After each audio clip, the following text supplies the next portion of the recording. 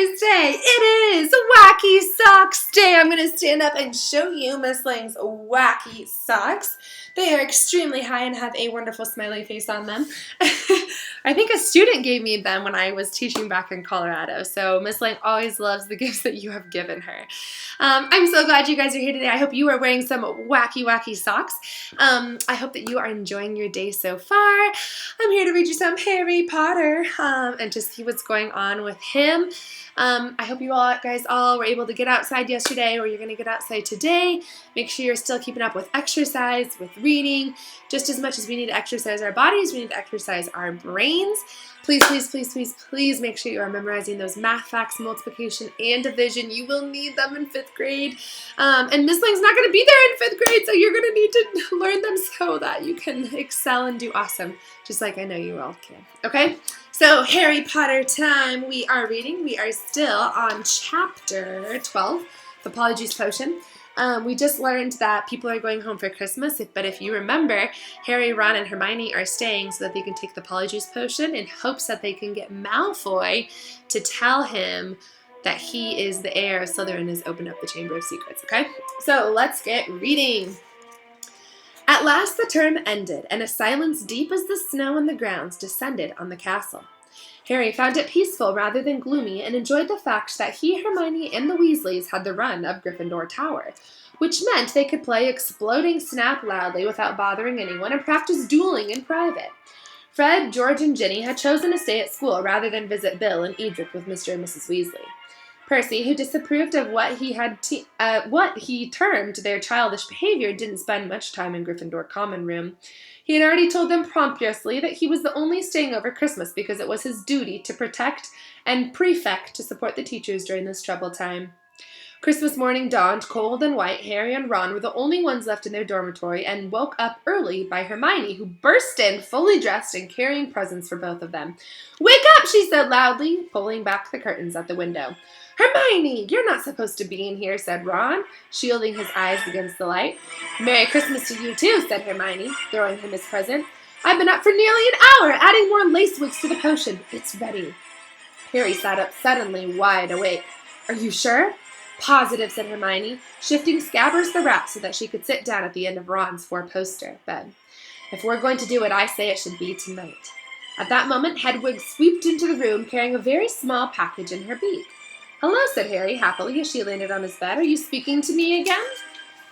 She nibbled his ear in an affectionate sort of way, which was a far better present than the other one she had brought him, which turned out to be from the Dursleys. They had sent Harry a toothpick and a note telling him to find out whether he'd been able to stay at Hogwarts for the summer vacation, too. The rest of Harry's Christmas presents were far more satisfactory. Hagrid had sent him a large tin of treacle toffee, which Harry decided to soften by the fire before eating. Ron had given him a book called Flying with Cannons, a book of interesting facts about his favorite Quidditch team, and Hermione had bought him a luxury eagle feather quill. Harry opened the last present to find a new hand-knitted sweater from Mrs. Weasley and a large plum cake.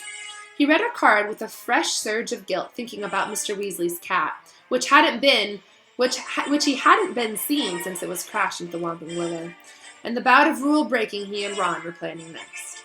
No one, not even someone dreading taking Polyjuice Potion later, could fail to enjoy Christmas dinner at Hogwarts. The Great Hall looked magnificent. Not only were there a dozen frost-covered Christmas trees and thick streamers of holly and mistletoe crisscrossing the ceiling, but enchanted snow was falling warm and dry from the ceilings. Dumbledore led them in a few of his favorite carols, Hagrid booming more loudly with every goblet of eggnog he consumed. Percy, who hadn't noticed that Fred had bewitched his prefect badge so that it now read Pinhead, kept asking them all what they were sniggering at. Harry didn't even care that Draco Malfoy was making loud, snide remarks about his new sweater from the Slytherin table.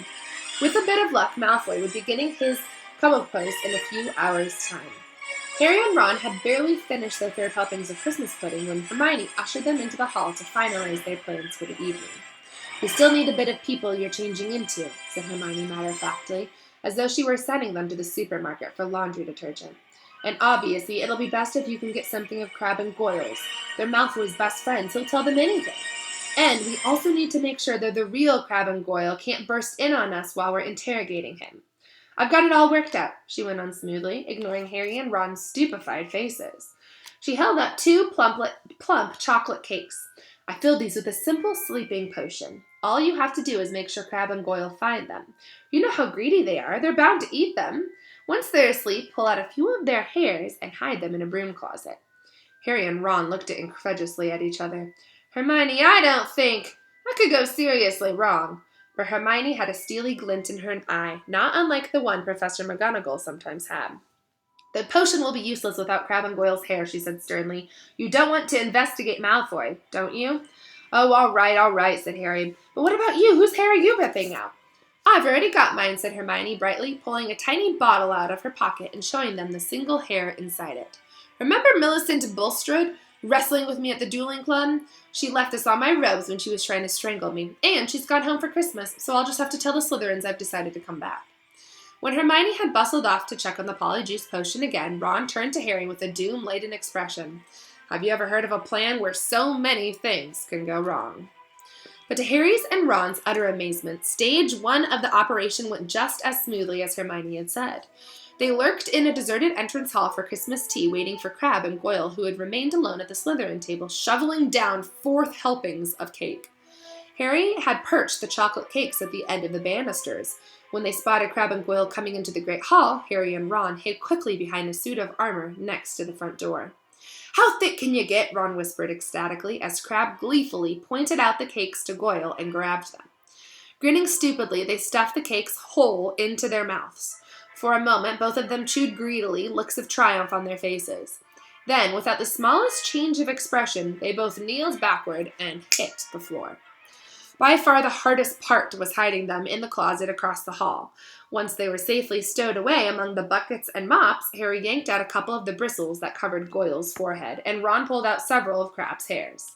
They also strode their shoes because their own were far too small for Crabbe and Goyle's size feet.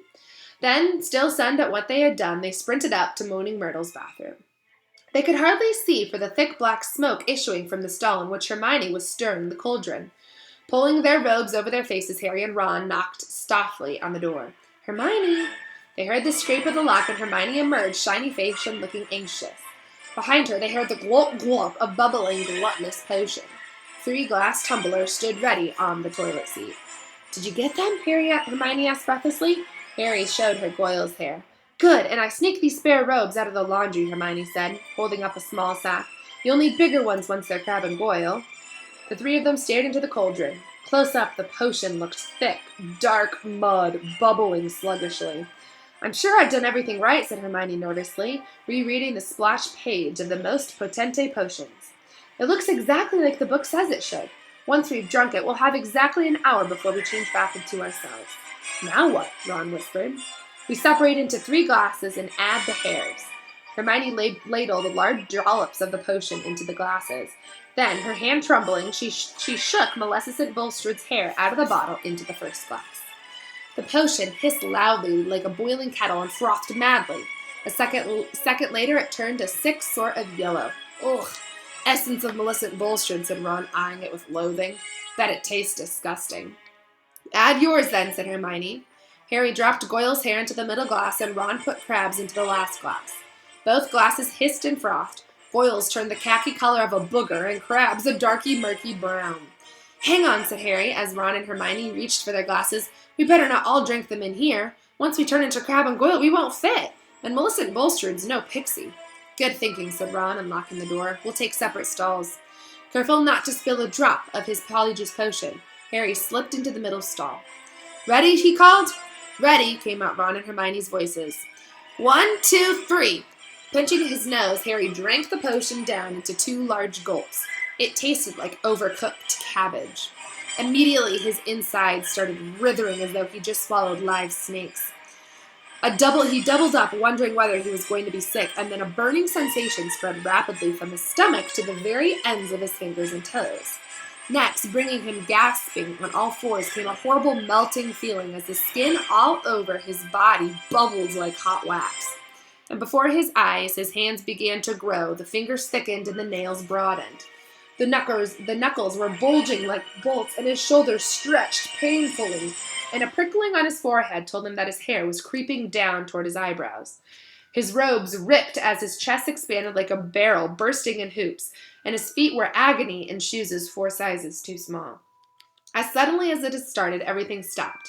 Harry lay face down on the stone-cold floor, listening to Myrtle gurgling murmurously at the end of the toilet. With difficulty, he kicked off his shoes and stood up. So this is what it felt like to be Goyle. His large hand trembling, he pulled off his own robes, which were hanging a foot above his ankles, and pulled on the spare ones, and laced up Goyle's boot-like shoes. He reached up to brush his hair out of his eyes, and met only the short growth of wiry bristles low on his forehead. Then he realized that his glasses were clouding his eyes because Goyle obviously didn't need them, and he took them off and called, "Are you two okay?" Goyle's low rasp of a voice issued out of his mouth. "Yeah," came the deep grunt of Crabbe from his right. Harry unlocked his door and stepped in front of the cracked mirror. Goyle stared back at him out of the dull, deep-set eyes. Harry scratched his ear. So did Goyle. Ron's door opened, and they stared at each other. Except that he looked pale and shocked, Ron was indistinguishable from Crabbe, from the pudding bowl haircut to the long gorilla arms. "This is unbelievable," said Ron, approaching the mirror and prodding Crabbe's flat nose. "Unbelievable!"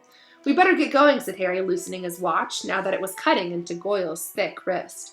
"We've still got to find out where the Slytherin common room is. I only hope we can find someone to follow."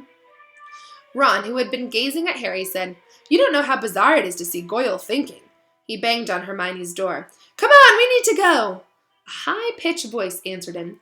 I don't think I'm going to come after all. You go on without me." "Hermione, we know Melissa St. Bulstrude's ugly. No one's going to know it's you." "No, really, I don't think I'm going to come. You two hurry up. You're wasting time." Harry looked at Ron, bewildered. "That looks more like Goyle," said Ron. "That's how he looks every time a teacher asks him a question." "Hermione, are you okay?" said Harry through the door. "Fine, I'm fine. Go on." Harry looked at his watch. 5 of their precious 60 minutes had already passed. "We'll meet you back here, all right?" he said.